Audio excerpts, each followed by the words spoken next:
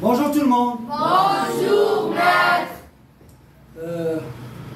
Nous avons vu déjà des compléments circonstanciels, des subordonnés circonstanciels. Nous avons vu la cause, la comparaison. Quoi d'autre? La Conséquence. Donc on continue cette série de circonstanciels. Nous allons voir aujourd'hui l'opposition. Donc je vais vous expliquer comment exprimer l'opposition. Allons-y. Qu'est-ce qu'il dit? Oui. Il est riche, mais il est avare. Même si son père est fatigué, il continue à travailler. Il continue à travailler. Il est riche, mais il est avare. Même si son père est fatigué, il continue à travailler. Il est riche, mais il est avare. Mais si son père est fatigué, il continue à travailler. Il est riche, mais il est avare. Même si son père est fatigué, il continue à travailler. Il est riche, mais il est avare. Même si son père est fatigué, il continue à travailler. Il est riche, mais il est avare. Même si son père est fatigué, il continue à travailler. Il est riche, mais il est avare. Même si son père est fatigué, il continue à travailler. Il est riche, mais il est avare. Même si son père est fatigué, il continue à travailler. Bien. Donc, comme vous l'avez remarqué, nous avons deux phrases. Chaque phrase comporte deux propositions. Très bien. Deux énoncés, deux phrases, deux propositions. Très bien. Qui sont reliées par un subordonnant ou par une conjonction. Donc, j'ai commencé par « il est riche, mais il est avare ». Nous avons employé ici, pour relier les deux phrases, une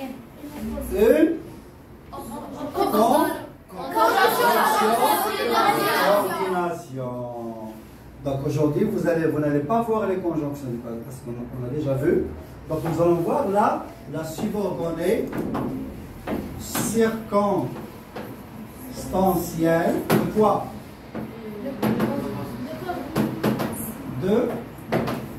D'opposition. Opposition, ça vient de quel adjectif ou participe? Opposé. Opposé, ça veut dire contraire. Voilà. Je suis l'opposé de l'autre. Ça veut dire qu'on est contraire. Même les idées, nous avons des idées contraires ou bien contradictoires. Parfois, on peut trouver des phrases qui sont contradictoires, qui sont bizarres, qu'on ne peut pas comprendre. Ou bien une action qui refuse l'autre action.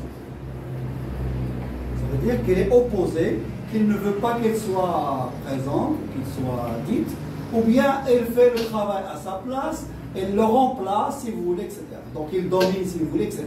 Donc il est opposé. Donc quand on est opposé, ça veut dire quoi? On est opposé pour dominer, pour remplacer, pour éviter, pour expulser, etc. Donc c'est ça l'opposition. Même politiquement, dans le Parlement, quand on parle dans le Parlement, on parle de, vous entendez parler de l'opposition. Ça veut dire quoi l'opposition?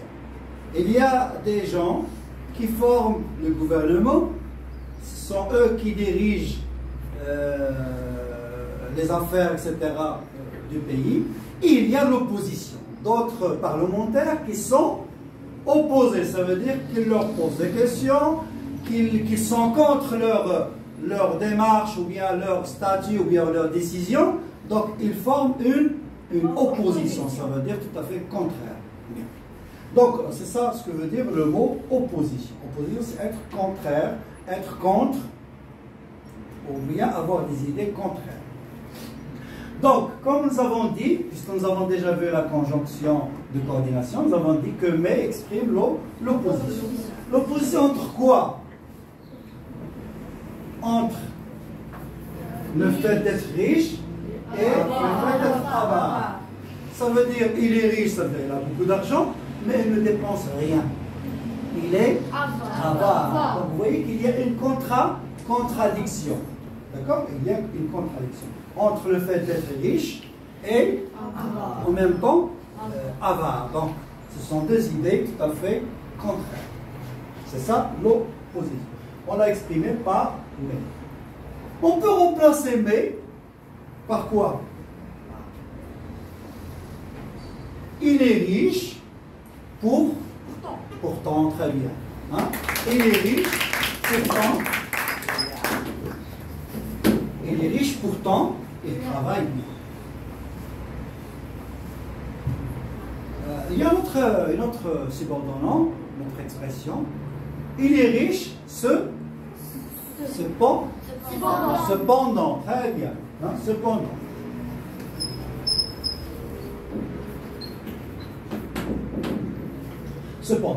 vous avez remarqué que mais s'emploie toujours au milieu. On va commencer par mais. La même chose pour pourtant et cependant. Donc toujours au milieu. Bon.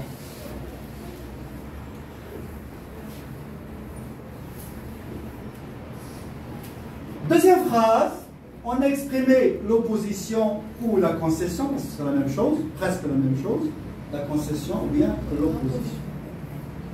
Donc l'opposition est, entre parenthèses, la concession. Donc on a exprimé l'opposition avec même si. Vous remarquez que même si est employé au début. Est-ce qu'on peut l'employer au milieu? Puisqu'il est au début, donc on peut l'employer au milieu. Rares sont aussi les subordonnants qui sont toujours employés au début, seulement comme. Comme il est fatigué, il ne peut pas aller au travail. Donc il exprime la cause. Hein? Donc presque tous les subordonnants qui sont au début peuvent être employés au milieu. Donc même si son père est fatigué, donc cette opposition, elle est exprimée par quoi? Opposition entre quoi? Entre le fait d'être fatigué et le travail. Il est blessé, mais il joue au football. Bon, tout à fait le contraire. Vous connaissez Beethoven? Beethoven, c'est un grand musicien. Il fait de la musique classique. C'est un grand musicien. Mais il est sourd. Il n'entend rien. Et il est musicien. Donc, vous voyez que c'est bizarre et que ça fait tout à fait contraire d'être en même temps un grand musicien mondial et en même temps sourd. Bien qu'il soit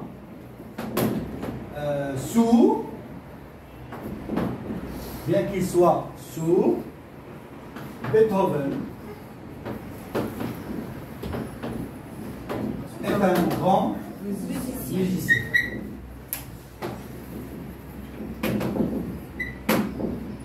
Vous remarquez que j'ai employé bien que est suivi d'un subjonctif. Très bien. Donc, on peut remplacer même si par bien que. Qu'est-ce qu'on va dire? Bien que son père soit fatigué, je viens de le dire, plus subjonctif. Bien que son père soit fatigué et continue à travailler. Très bien. Donc, voyez que même si est suivi d'un être, à quel temps? Au présent de l'indicatif. Donc, même si, que ce soit au début ou bien au milieu, suivi du subjonctif.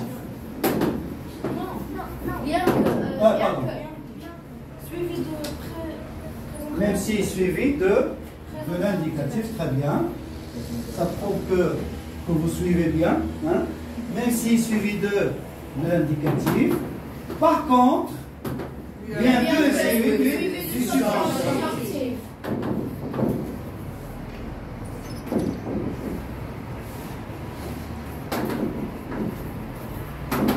Bien que suivi du subjonctif.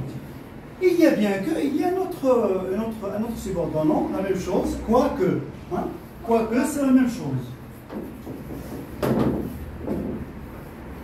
Quoique sont suivis du subjonctif. D'accord?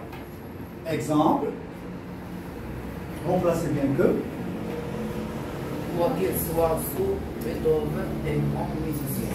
Non, pas de problème. Remplacez bien que par quoique. Bon. Qui est-ce qui peut me reprendre la deuxième phrase en commençant par et continuer? Qu'est-ce qu'on va dire? Maître. Hein? Il continue à Qui? Son Voilà. Son père continue à travailler. Oui? Son père continue à travailler, même s'il est fatigué. C'est clair? Donc, son père, vous ne pouvez pas commencer par il, vous allez dire son père. Son père continue à travailler, même s'il est fatigué. Avec bien que son père soit fatigué, il continue à travailler. Bien. Donc, même si plus indicatif. On peut employer bien même si ou bien tandis que plus indicatif. Mais ici, est-ce qu'on va employer tandis que? Ça ne marche pas. Non.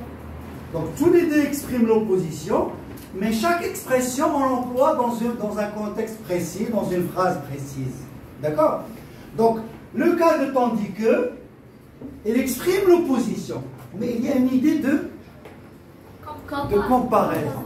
Donc, on peut comparer entre deux personnes. On peut dire par exemple, son père travaille, tandis que son fils joue. Voilà. Donc, il y a une opposition, en même temps, il y a une idée de comparaison. On compare deux. Donc, c'est ça le rôle de tandis que. Vous exprimez l'opposition avec une idée de comparaison. Exemple, Monsieur Alaoui, il y a Paul, il y a Catherine, comme vous voulez. Monsieur Alaoui lit le journal.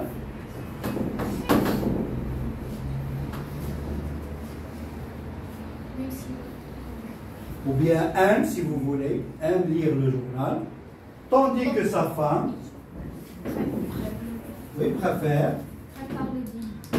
tandis que sa femme préfère regarder la télévision. Qu'est-ce qu'il reprend? Hein? Oui, il reprend, mais monsieur Alaoui lit le journal, tandis que sa femme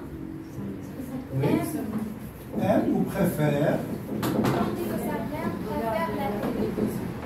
regarder la télévision. D'accord? Bien. Il y a d'autres moyens. Oui, tu veux poser une question? Préfère, oui. Bien. Préfère regarder la télé. Wow. Donc, je peux employer d'autres moyens. Nous avons vu l'indicatif, nous avons vu le subjonctif. On peut employer une phrase nominale en cherchant le nom. Par exemple, de fatigué. C'est quoi le nom de fatigué? La fatigue. Donc, qu'est-ce qui peut employer l'expression en dépit de? Ou bien malgré, très bien. Voilà. Donc,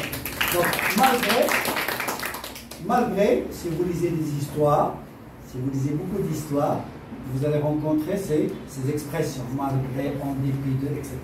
Donc, si vous donnez des expressions, ça prouve que vous lisez des histoires. C'est bien. Ou vous vous mémorisez, si vous voulez, des expressions que nous avons vues durant la lecture, ou bien vous lisez des histoires. Donc c'est ça le rôle de la lecture. Bien. Donc, vous avez dit, malgré sa fatigue, son père continue à travailler. Donc on peut employer malgré,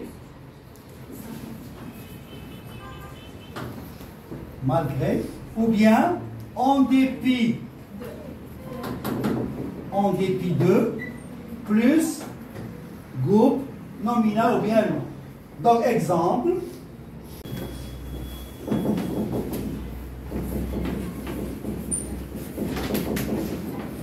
en dépit de sa fatigue,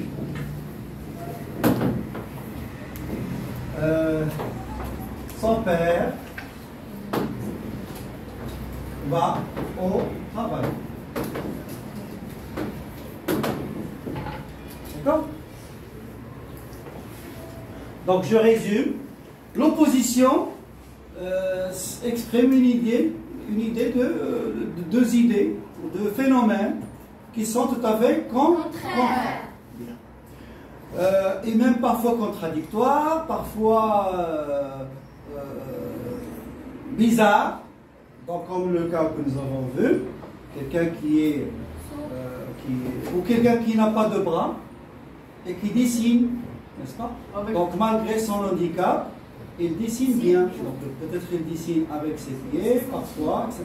Donc, ça montre qu'il y a parfois des phénomènes bizarres qu'on ne peut pas comprendre, ou bien qui sont tout à fait contradictoires ou contraires, ou bien opposés. Bien. Nous avons vu des expressions de subordonnants, comme même si, tandis que, qui sont suivis de l'indicatif. Nous avons vu bien que, quoique, qui sont suivis du subjonctif.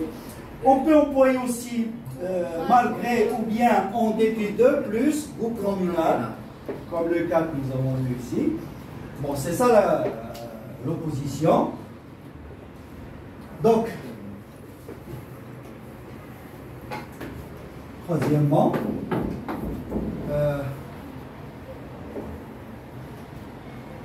en dépit de,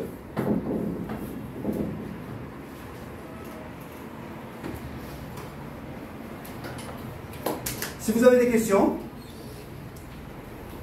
quelque chose qui n'est pas clair, eh bien bravo. On passe aux exercices. Je vais vous distribuer des exercices que vous allez faire ensemble. Mais avant cela, vous allez essayer de nous donner des phrases. D'accord? Des phrases. Des phrases, oui. Malgré sa blessure, il continue à jouer. Malgré sa blessure, il continue à jouer. Bravo, oui. Oui. Même s'il est joyeux, il pleure. Même s'il est joyeux, il pleure. Il pleure de joie. On peut pleurer de joie. Oui. En dépit de sa blessure, il a bien joué le match. En dépit de sa blessure, il a bien joué le match, oui. Même s'il est aveugle, il dessine bien. Même s'il est aveugle, il dessine bien, oui. Malgré sa maladie, il continue à sourire. Malgré sa maladie, il continue à sourire, oui. Même s'il n'a pas de bras, il aide les gens. Alors, donc, avec tandis que, oui. Il travaille tandis que son ami joue le football. Il travaille Tandis que son ami ou il révise ses leçons, tandis que son ami joue au football, oui. Même si le train est parti, il n'a pas perdu espoir. Espoir. Oui. Son père aimait la lecture tandis que son fils préfère. Donc, il aime la lecture, tandis que son frère préfère dessiner. Il est célèbre, il est avare. Oui. Il est social, mais il n'a pas des amis. Il est social, mais même s'il n'a pas d'amis. Oui. Malgré ses efforts, il n'a pas pu convaincre ses parents. Bravo, malgré ses efforts, il n'a pas pu convaincre ses parents. Très bien. Bravo. Beethoven est un grand musicien.